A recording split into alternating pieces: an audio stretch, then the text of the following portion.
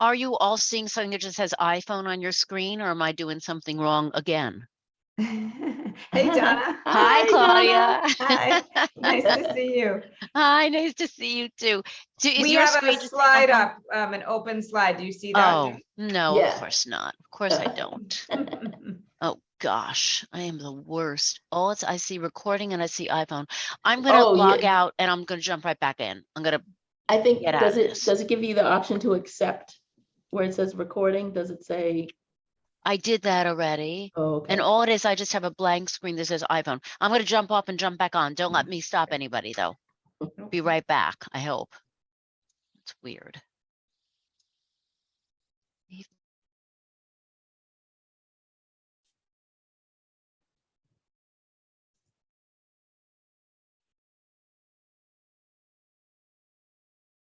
Hi, everyone. I hope you can hear me. Hi. Hi. Hi, Elsa.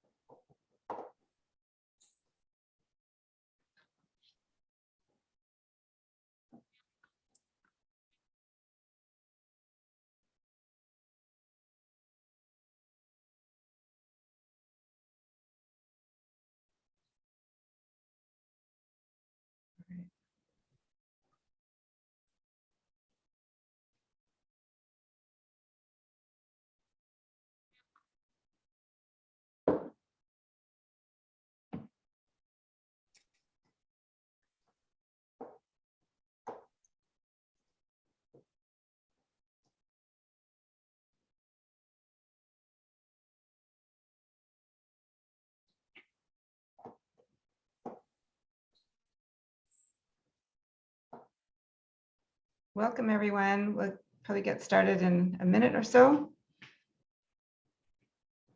Nancy will be leading us off. Yeah, just let me know when you want me to start. Okay.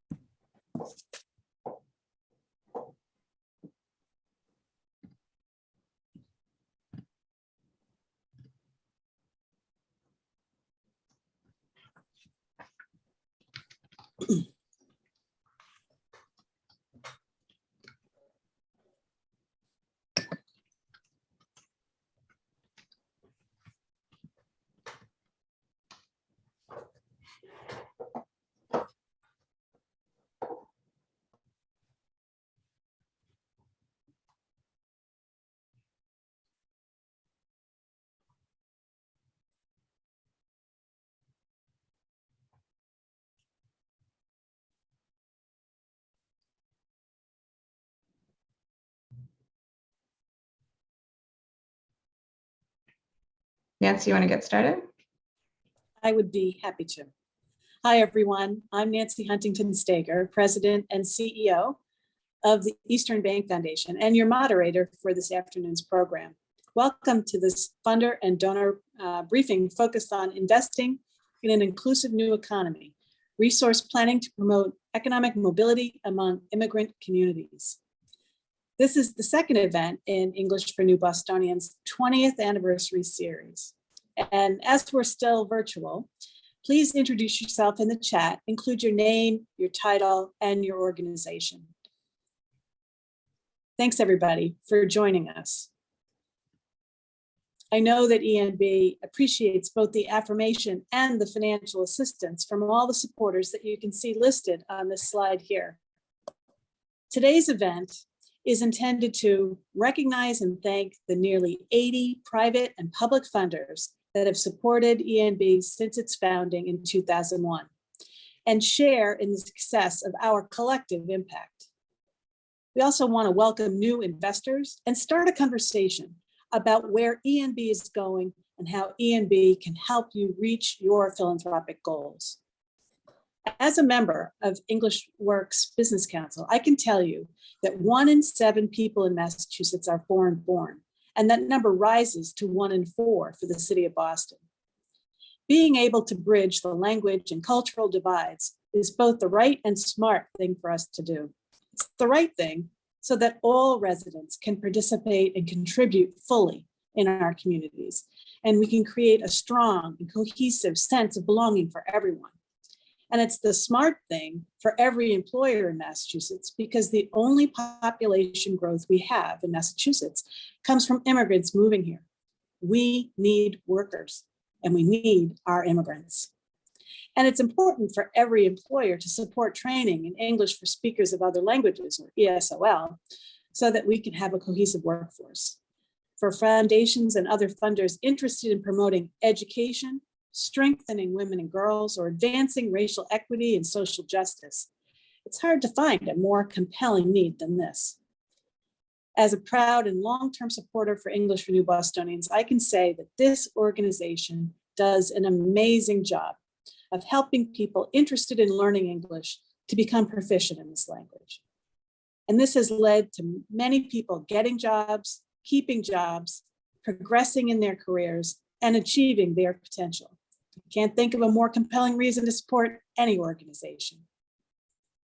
In today's program, we'll hear each in turn from Claudia Green, Executive Director of English for New Bostonians, for a brief introduction, Rosanna Javier, owner and general manager of the Latino Beauty Salon, Lee Pelton, president and CEO of the Boston Foundation, and Maria Angelis Solis Severa, Chief of Equity and Inclusion under Mayor Wu for the City of Boston. As we get started, I want to encourage everyone to please use the chat to let us know your questions or your comments, and we'll do our best to get to answer them or comment on them at the end of this program, time permitting. But even if we run out of time, this information is really helpful, and I'm sure that Claudia and the team will use this for future events. So to let us get started, let me introduce Claudia Green, Executive Director of English for New Bostonians, or ENB, as we like to call it. She's a prime mover for ESOL across our region. Claudia, please start us off with some basics on ESOL and English for New Bostonians. Yeah, thank you, Nancy. So you're so right on the makeup of Boston and Massachusetts. And of the 500,000 people who need English classes in the state, really only about 5% make it into one.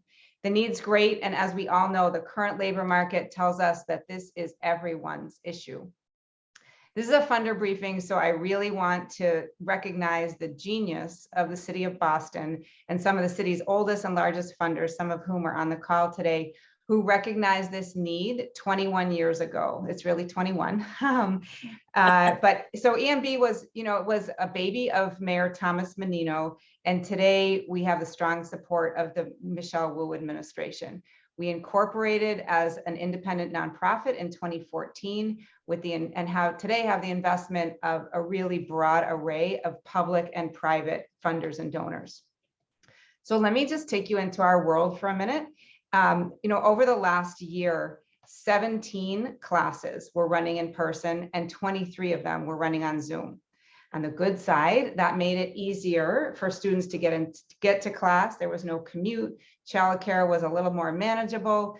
Huge gains in tech competency, which is invaluable in the job market and healthcare access and just being a human in 2022. On the downside, it's tough to get to learn to speak a new language with a mask over your mouth or a mask over your teacher's mouth, sorry.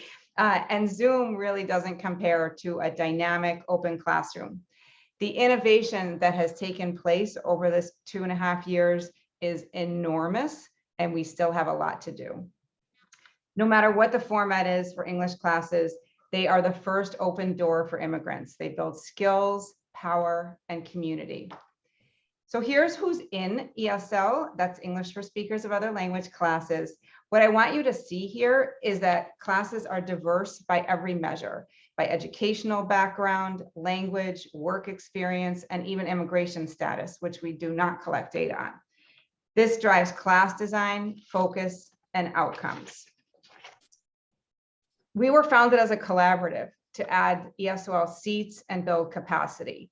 Today, EMB has the staff talent and the experience and the know-how to test, refine, and bring to scale customized, family-focused, and economic advancement models. As a result of our ESL for Parents classes, students are better able to support their children's education at home and advocate for their children in school. They communicate with teachers, school nurses, and doctors. And what research shows us is that parents' involvement in education is the strongest predictor of children's educational success. In our ESOL pathways and workplace classes, students they open up career opportunities, they gain promotions, new jobs, they start skills training, higher education, and earnings for English-speaking immigrants are more than double those of non-English speakers. In our English for Immigrant Entrepreneurs classes, students expand marketing, they create business plans, then they increase their English-speaking customers, they get loans, etc. EMB's work has powerful multiplier effects, which will continue for generations to come. So at 20 years, just to go forward here, we're looking back at the impact that families that ESL has on families, communities, and workplaces. And we asked Rosana Javier, who is the general manager of the Latino Beauty Salon and the president of Eggleston Square Main Street's Merchant Association, to join us because she is actually part of EMB's history book. She's the star of a chapter on how ESL is critical to Boston's businesses, workforces, and communities. Thanks, Claudia. And now let's hear directly from Rosana Javier, as you mentioned, owner of, I'll call it a famous beauty school, Latino beauty salon, and president of Eggleston Square Main Street and Merchant Association. Hi, Rosana. Oh, we've got Lee up. Let's move to Rosana. You. There we go. Hi, Rosana. Good to see you. As I said, your business is famous in Boston, and there are a lot of people in this call who like to look good. Can you tell us a little bit about your business? Absolutely. Let me show my business.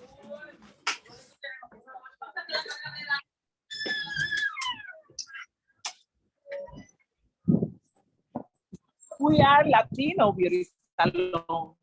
We are located at 3125 Washington Street, Roseberry, Eggleston Square. We have been here for almost 30 years. We take care of all kinds of hairs. Also, we are a full hair salon. We do things, extensions to eyebrows designs. We are the only salon that has a menu for the eyebrows.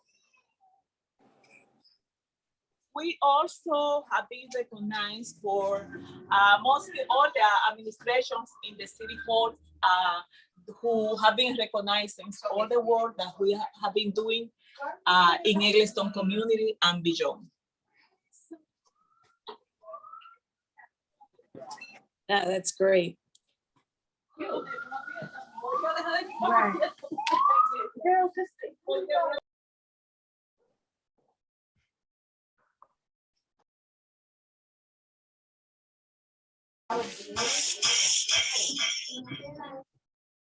There we are. Well, thanks for the tour. That's great. I can see it's a busy place, so thanks for that. Yes, please. can you tell us, how did the class that you took help you and your business? Okay. This business at the beginning was started by my sister. She moved to Orlando, and she was the only one who speaks English here. Unfortunately, English cannot be transferred. She took her English with her. And now I was, oh my God, what am I gonna do? But at the same time, the director of Eccleston Square Ministry came and asked me if I was interested in taking the English classes that were especially for entrepreneurs. It was exactly the classes that we need. It fit the schedule. It was in the right here in Eccleston, across the street of the salon. I said, wow, I cannot miss those classes. And I took the opportunity, and not just myself, because I think that I don't consider that we are just one business separate. We are like a whole. We are one Eccleston, like you said. And I also invited most of the merchants to join the classes. I don't really know where we were being without those classes today, in today's environment, with the competition with all the businesses. So speaking of today's environment, can you tell us a little bit about how your clientele has changed over time?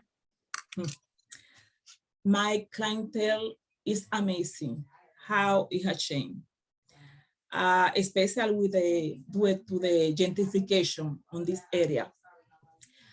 Back on 2013, my clientele was mostly Hispanic speaking.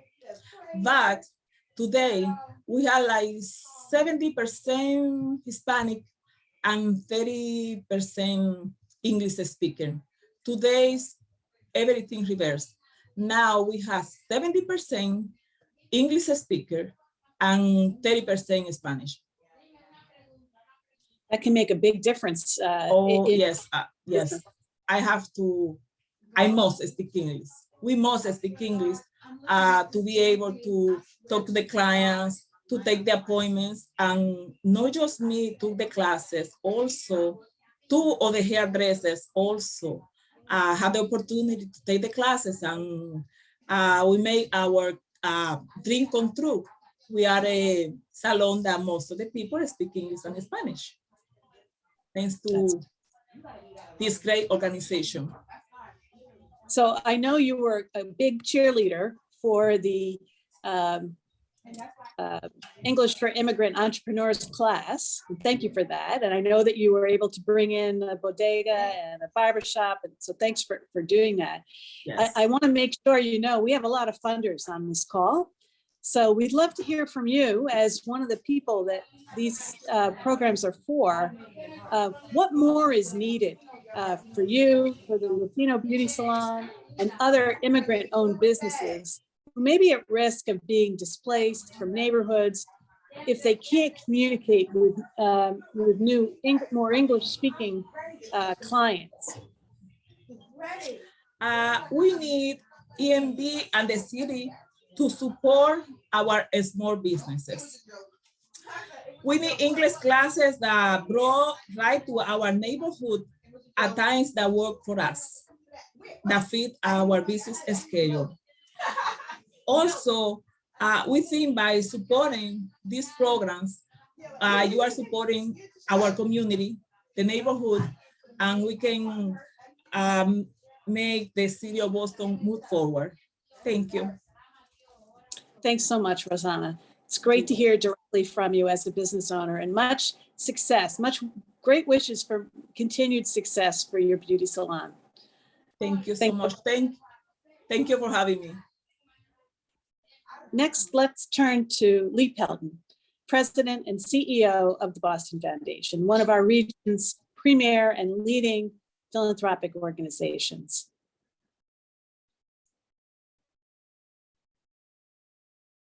So I think we just need to change the picture to Lee so we can see him when he's speaking. That's it. There you are. Hi, Lee. Great to see you. How are you? Thank you. Good to see you as well. Lee, we've got a number of questions for you from the philanthropic standpoint on this. From your perspective, what is most important about English for New Bostonians, and why did TBF first invest in ENB? Well, you know, since our beginnings in 1915, over 100 years ago, our earliest grants supported settlement houses and other groups that were helping newcomers with English language instruction, with education and job training. And TBF has always been interested in leading, in particular in funder collaborations with others, because it allows us to do more, and it allows us to have our feet on the ground in areas that we might not, in which we might not have all the expertise. So in this case, the collaborative involves the city and over 20 community-based organizations. And TBF has not only provided support and funding, we have also provided lots of other programs, and ENB is one of those programs. In fact, we're its fiscal agent for the last 13 years, and we've had a leadership level staff member on the board for over 20 years. And today it's Corrine Reynolds, who's a brilliant, outstanding assistant director for economic inclusion. We understand what our program means. We welcome the opportunity to learn from and grow our 20-year successes like ENB. English to speakers of other languages capacity would need to increase by 20 times to serve all limited English proficiency working age adults, as evidenced by the sizable wait lists, as we've heard, for many programs across the region. So we're very happy to see the organization expanding to address this terrific and great need.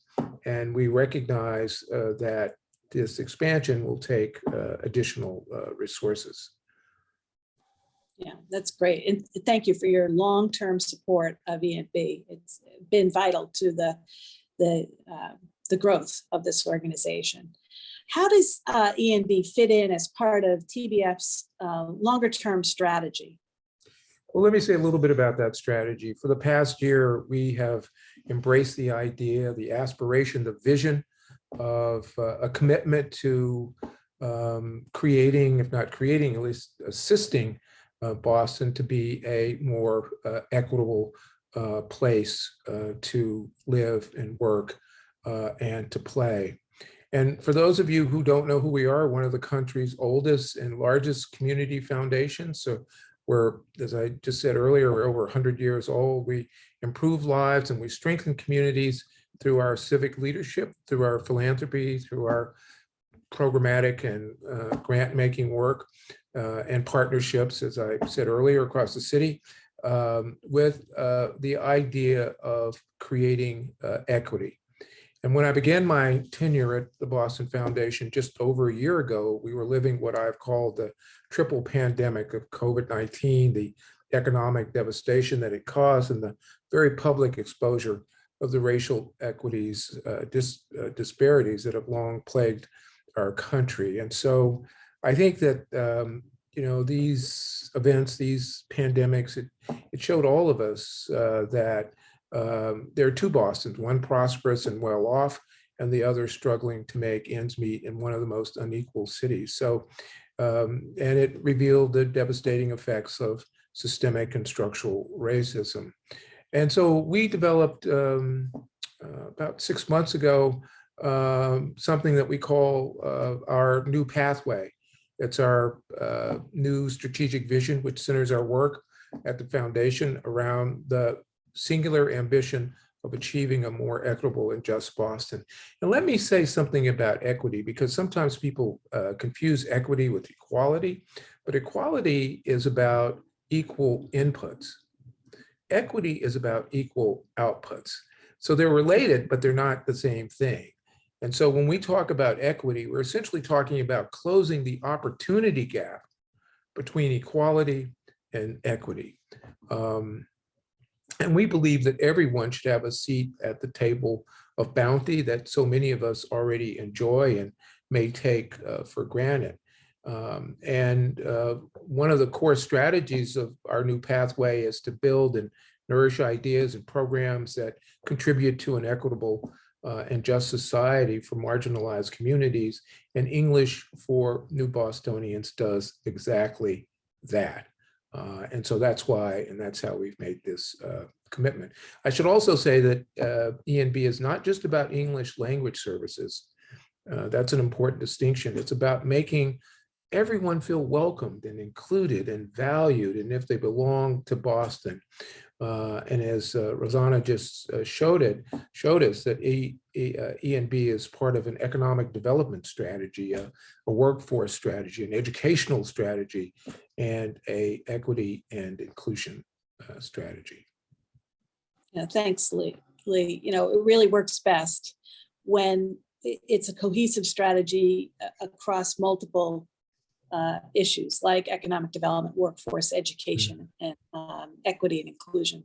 Thanks for your leadership in this space. It's really tremendous, and look forward to continuing to collaborate with you.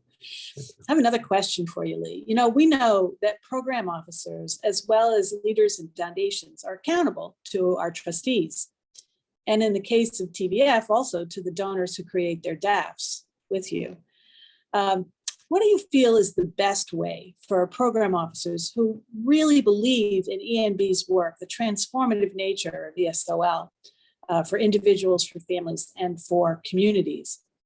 What's the best way to help them present this to their boards or their donors? Is it a good idea to frame it for a funder interested in education or women and girls or race and equity? You know, what's your sense of the best way? Well, first of all, we you know, the basic principle is that English is foundational to full participation in public, private, and business life.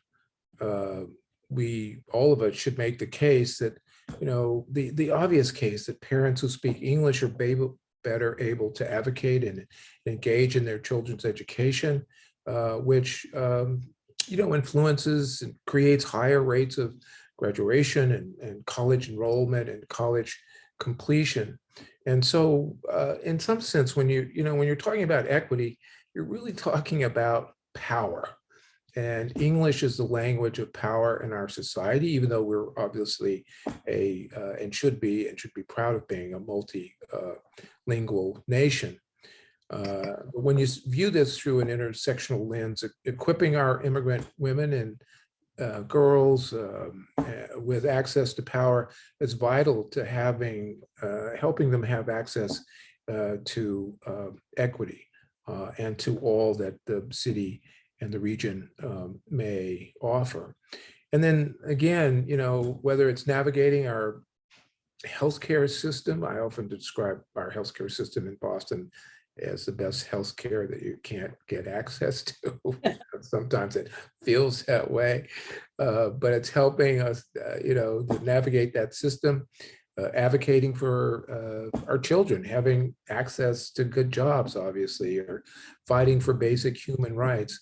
So English is a vital tool, not just for the individual advancement, but it also, as you've heard others say, it empowers our immigrant communities in really significant ways. Thanks so much, Lee. We really appreciate your good thoughts on this. And now we'll turn to Marie-Angélie Solis-Severa with the City of Boston as the Chief of Equity and Inclusion under Mayor Wu. Buenas tardes, good to see you, and thank you all for the invitation to be here today. We're so glad you could join us. I know you have some personal experience with this issue. Can you tell us what it means to you? To have the ESOL? Absolutely, and before answering that, I just want to say to the group that I'm so honored to be in this space, not only with Mr. Lee Pelton, who is somebody that I'm hoping to get to know very soon, but for all the work that he's been doing on issues of equity. And I hear you loud and clear on the helping our communities understand the difference between equity and equality. That's some of the work that we're doing right now. But then also just to be in this space with Rosanna, who is somebody that I have known for a little bit and is just, she's not just an excellent hairstylist, she's a community leader, and you go to her space and she is an artist, but she's also just a loving, kind, and compassionate person that I just love calling a friend. So just needed to say that before I actually answer your question. Okay, so I am a former teacher. I am a former middle and high school ESL teacher. And the student population that I mostly worked with were students that had recently had recently come into the country and were detained at the border between Texas and Mexico. And so much of the work that we did together was obviously about learning the language, while also thinking about how do we ensure that this is not about assimilating into a new culture, but keeping who we are as human beings and being proud of who we are as human beings, while also understanding that in order for us to, as has been said already, most effectively engage in a new space, it is best if we learn a new language. And so while I taught for several years, I was able to witness a lot of families experience what my family experienced when we first moved to this country. This feeling of shame because we can't speak English, or this feeling of guilt because we are placing the burden perhaps on our babies to have to offer interpretation for a lot of us. And so it was a really interesting and reflective moment for me to just really think about my own family, my own experience and journey, but really think about what do we actually do as a society to ensure that these families are not carrying this shame or this guilt, and that they are fully empowered to be themselves and access the resources that they are entitled to. And so I'll pause there because I know you have more questions, but I just want to make sure that I'm setting the premise as that is where I'm coming from as a former ESL teacher. That's great. And I know you've just recently been elected to a seat on the ENB board following a long line of city leaders on ENB boards over the past. So, it will give you a great platform. Yeah. So my next question for you is, how does the city fit in? Why is ENB important to the city, and how do you see them working together? Yeah, I have the pleasure of working under Mayor Michelle Wu, a leader that I'm very aligned with in many ways, and somebody who, like me, believes that we should not be placing the burden of having to become fluent in a language in order to access resources. And so we are thinking about what is our role as a city department to ensure that regardless of what language somebody speaks, we are able to provide the translation or the interpretation services that they require. And that's why I oversee the Office of Immigrant Advancement in the city. I also oversee the Office of Language and Communications Access, and really thinking about every department that offers direct services to our residents, understanding, having the training and having the resources to provide that touch point in the language that the person needs. At the same time, we understand that we're not there yet. And so organizations like the English for New Bostonians that I'm learning so much about, and now that I'm a board member, I'm supposed to become an expert in the next 3 months. I'm just really happy to know that folks understand that, right? That understand that learning English isn't just because I want to be an American. Learning English is because I want to fully participate in my child's life. I want to fully participate in my own life. And I want to be in full participation with my community. And I think that's a little bit of what I was hearing from Rosanna earlier. And so we need ENB to stay fully resourced, to stay fully on board with us. And we've been in partnership with, as a city, we've been in partnership with ENB for over 20 years, if I'm not mistaken. We've invested over $6 million to ensure in this partnership. And now that I'm in this role, I want to make sure that we're thinking about the larger strategy that we've been talking about today of what does it look like to get into schools, to get into spaces of worship, to get into a different model that I know you are trying now of talking to our private sector and saying, this is important for you as well. And it's also beneficial for you. So how are we going to collaborate to ensure that we are providing these opportunities for our community to learn a new language? Yeah, that's super, really important for the families that are here. And I know that Mayor Wu has a larger equity and inclusion model, a vision for the future for Boston. How does ESOL and work like ENB's work fit into that larger equity and inclusion model? I will say, part of me is like, let's talk after this call to actually like figure this out together.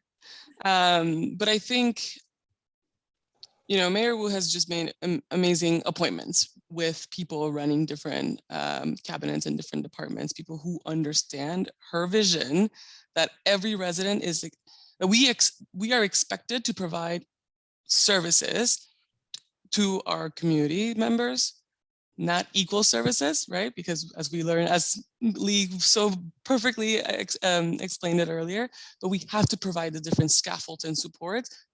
That is actually the equity piece, the action of providing, of meeting people where they are, especially our historically excluded communities. And so that's why, as I said earlier, our Language and Communications Access Office is primarily focused on operationalizing translation and interpretation services throughout the city to complement the work that an organization like EMB is doing. And so one thing that I want to make sure that we are doing is that we have whatever materials you have, engagement materials you have, so that our staff, when we're outside with community, we are also communicating and sharing the different resources that you all have. And I want to do the same with the cohorts that you have, perhaps us coming to speak with different cohorts and explaining the different resources and that we do have as a city as well. Yeah, I think that kind of knowledge exchange is really very helpful. Mm-hmm. And we know the city can't do it alone, right? You need support from foundations, from corporations, from wealthy individuals to support the creative approach. And do you want to make any comment to that, or? A lot of people look at the city and go, "Oh, well, the city should take care of it," but you know, no, right? Yeah, we are right now as an administration. We are doing our best. There are so many needs, right? There are so many opportunities in our different communities that we are trying to be strategic about what we ask support from our colleagues in corporate and private and philanthropy, et cetera.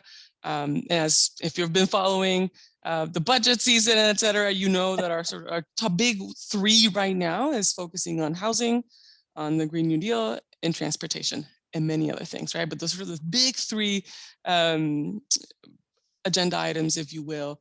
And because we are so equity centered in every of those opportunities within housing, transportation, and the Green New Deal, we're thinking about economic mobility for Black and Brown, trans communities, people who speak different languages, people who are documented or undocumented. Similarly, in the services that we're providing, we're making sure that we are not only speaking to English media, we're also reaching out to media that is focused on other languages. We, in fact, the Mayor's Office of Immigrant Advancement actually holds bi-monthly roundtables with media of other languages, and to ensure that they are up to date also on the different services that we're having. So we're just being innovative in the way that we are, to your point, exchanging information with people. But if you're interested in supporting any of those three, let us know. We are always looking for more resources. My role really is thinking about what's going out there, ensuring that is going out there in an equitable way. Well, I think that's great. It's great to be innovative in this moment because there's so many challenges. You know, working together in collaboration, as you pointed out, and also being innovative and agile, I think are a great way to meet this moment. Yeah. So thanks so much, Marie-Angeli. We appreciate your thoughts here. Very helpful. So thanks.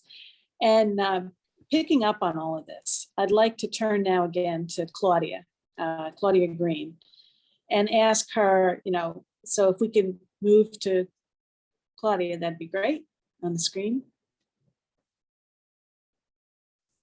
Well, we're getting close. Yeah, so So what we want to know from Claudia is what's ENB's current focus? And going forward, what are your plans? How will the organization continue to be a force for economic advancement, for equity, and for people in our communities who see the need for them to learn English, to be more proficient in English? Claudia. we are fully focused on economic recovery and advancement as an organization. And what we have found since about a year ago is that mainstream employers are much more receptive to hiring immigrants and adopting ESOL as a recruitment and retention and advancement strategy. And just what you see up here on the screen is just to show you like what's new since March of 2020. We, over these last 2.5 years, like the work that we've done has really been about protecting the most vulnerable immigrants, those who are wondering how they would feed their families through the pandemic, and to provide the tools for those who are now wisely using this moment to build their own future. And obviously those are overlapping. We've built out our workplace ESOL initiative under Franklin Peralta's leadership. We have 9 sector-specific workplace programs in progress, serving workers across our frontline supervisory and managerial positions across multiple sectors. And we're also training, because this is one of our roles, is that we're training workplace ESL teachers statewide. We've added career coaching with 3 new multilingual career coaches with a really immigrant very focused career coaching model that are working with our most grassroots ESL programs across the city. We've added the new Boston Immigrant Cooperative Alliance, where we're running English for co-op owners in East Boston, and that's thriving, and it's in partnership with the Center for Cooperative Development and Solidarity, helping to really expand that cooperative ecosystem in East Boston and really the city as a whole. And that's in partnership also with the Mayor's Office for Immigrant Advancement. We've expanded our entrepreneurs programming that you heard some about. We're operating a new Immigrant Futures in the Food Industry program in partnership with employers and the Mass Manufacturing Extension Partnership. So from this initiative, where we know a lot of immigrant workers are, businesses get well-trained workers, and immigrants really get an opportunity to get out of the temp and part-time jobs that they so often hold and get a steady foothold and a pathway to advancement. We've launched our English Works Business Council that Nancy mentioned, which is a business partnership program convening leaders to facilitate collaboration and share practices, which we found people are so eager to do, to what's going on in your workplace and how you're doing this, how you're doing that.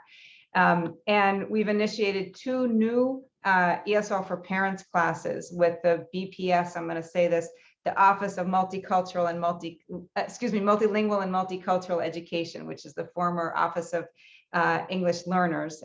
New classes at the Winship Elementary School in Brighton and at the Boston International Newcomers Academy. So we are now finalizing our strategic plan, but just to give you a little bit, some highlights. Here's the world that we envision. We envision, that immigrants have an open door to economic pathways by learning English, and that English is really seen as a basic right and a benefit to the region as a whole. So it's a two-way street. That it really is benefiting not just immigrant communities themselves or immigrant families, but also the region as a whole. As I said at the beginning, this is everyone's issue. And that we as an organization will be able to catalyze these changes in this historic moment of broad interest in social justice and workforce issues. Our solutions embrace social and economic justice as a realistic pathway to economic recovery, and that will thrive in our great city. when I first started with English for New Bostonians 16 years ago, and I took the time to sit with each board member at the time. And what I heard from them was make ESOL and ENB a solution, not just a program or a strategy. And I believe we're there. ENB is a solution. So as we tread through these choppy waters of today, we're going to make choices and decisions based on a set of values. First and foremost, equity, which for us means that we'll serve and we'll fight for immigrants of all races, educational backgrounds, economic positions, and immigration status. And this and how we exercise empathy drives everything we do, every programmatic approach that we take. It's why we as an organization, and any staff member will tell you this, it is why we often swim upstream, and why we offer 5 literacy level classes for people who may never have held a pencil, let alone a Chromebook. And they're on a long journey. It's why we support worker-owned cooperatives. And it's because we believe in universal access. And with, finally, with you as our supporters, here's where we're going. So expect to hear, I'm not going to go into every little detail here, but expect to hear from us as we create space for immigrants, for English language training, for ENB, starting with this 20th anniversary series. This is being recorded, so this is not the end of this. Expect that we'll aggressively seek partnerships across sectors to expand our impact, and that we will answer when others seek us out for solutions to increasing the skills of the communities that others are in that they care about. And we look forward to hearing from you on this call about potential partnerships. Expect that we will do all we can to steady the ESL field through this tremendously difficult time. It has been a rough journey through these last 2.5 years. And asking any ESL teacher, program director, student, it's been a rough journey. So we seek to steady the field and to really lean in to drive innovation and to raise the immigrants' voice and power. And finally, expect that we will need your support as we go into this 3rd decade as a larger and more sophisticated organization that needs to be nimble. We need to grow our staff, and we need to thrive for another 20 years. So that's our story, sticking with it. You'll hear more from us about our strategic plan, and really, turn it back to you, Nancy. Thank you. That's great, Claudia. Thank goodness ENB is here for our immigrant populations. It's great to see the growth over the past 20 years. And I don't want to limit the next 20 years. Let's do the next 60 years. This is something that is going to need to be around for a long time. And we want to see it continue to grow and be agile in addressing the issues of immigrants. So thank you for that work.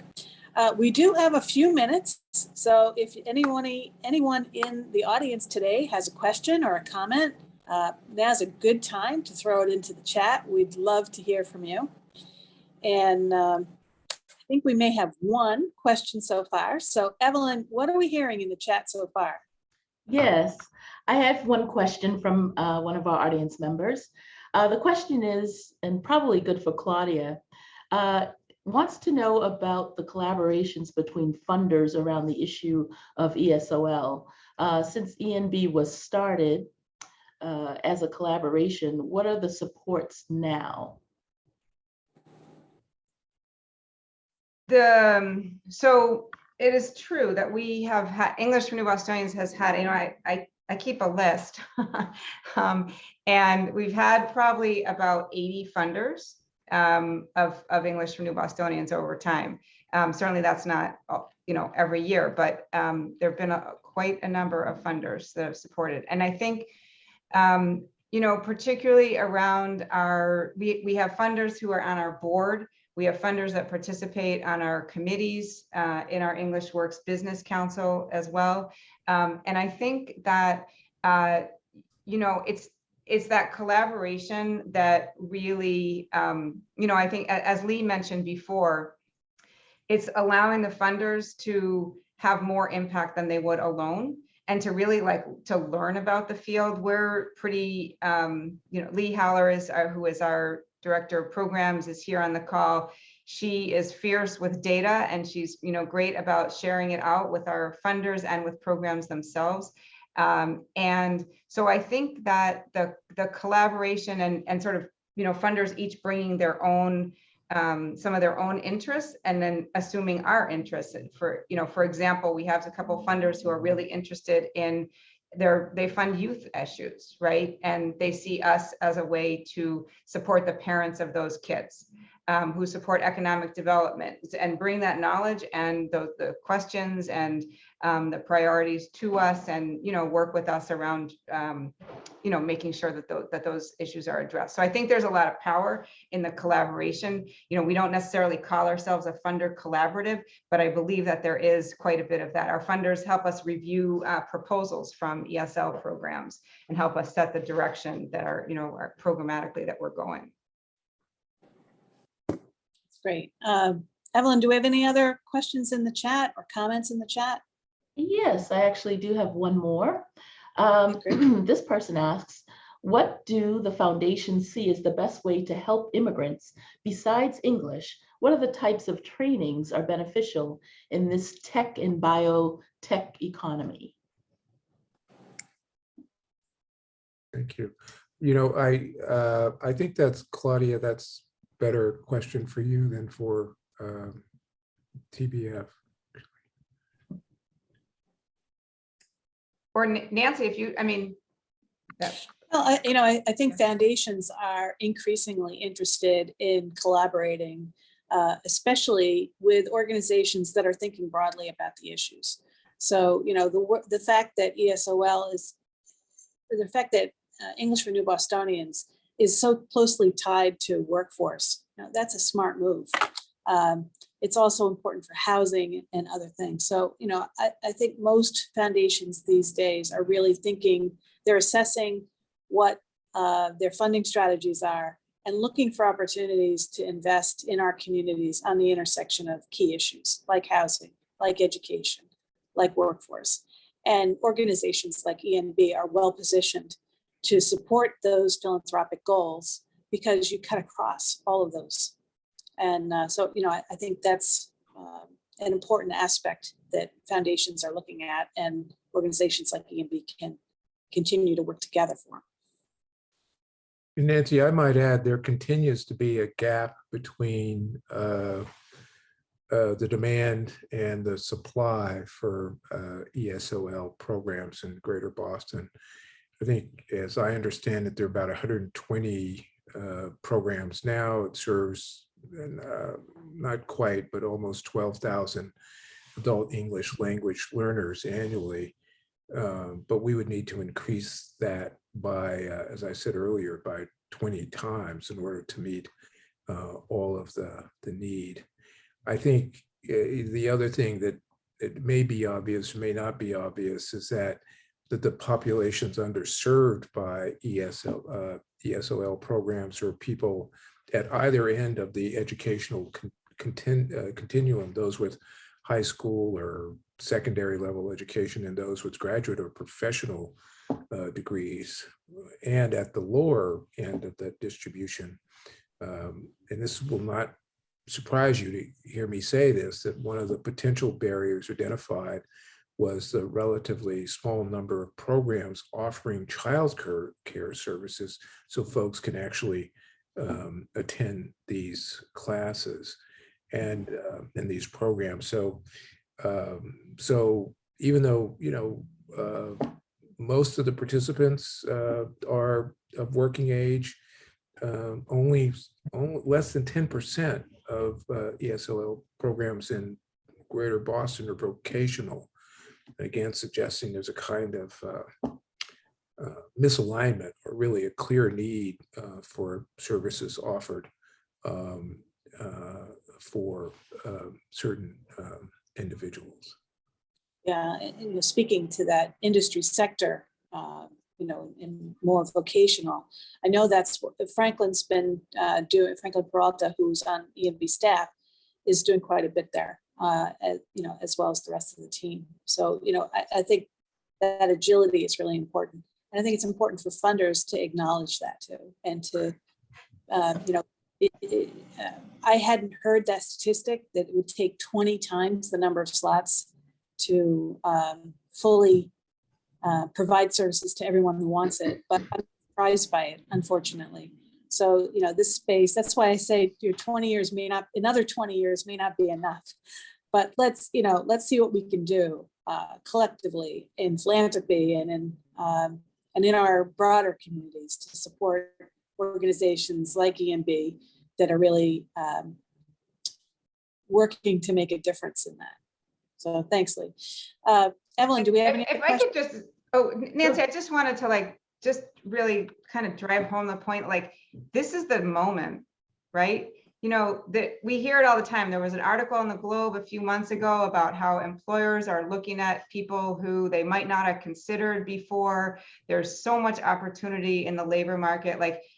If you're thinking about economic mobility, this is the time to double down, to invest and really think about how people can really make a leap forward. And people are using this time to make smart decisions about what they do, what kind of training that they acquire, and really to move forward. And so I really, really believe that this is the time. And I think, you saw there's, resources put into Boston Public Schools budget for English learners.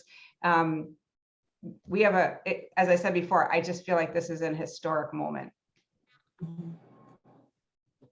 Yeah, and there are a lot of companies and foundations that are talking about equity and social justice and wanting to make smart decisions in this. The thing about ESOL is it's very tangible and the need is so great. So it's an easy space to jump in if you're not sure where the best place to start. So we certainly encourage folks to do that. Evelyn, do we have any others, or we're Yes, we're getting close, yes. Well, we do have a quick question for Rosanna. Someone would like to know what would help her now in terms of growing your business, in terms of additional English classes and so forth. What would help your business?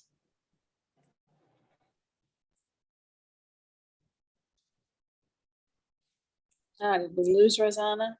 Yeah. So It will be, yes. It's good. Yeah, it will be great. You are muted, right? We got you. Okay, perfect.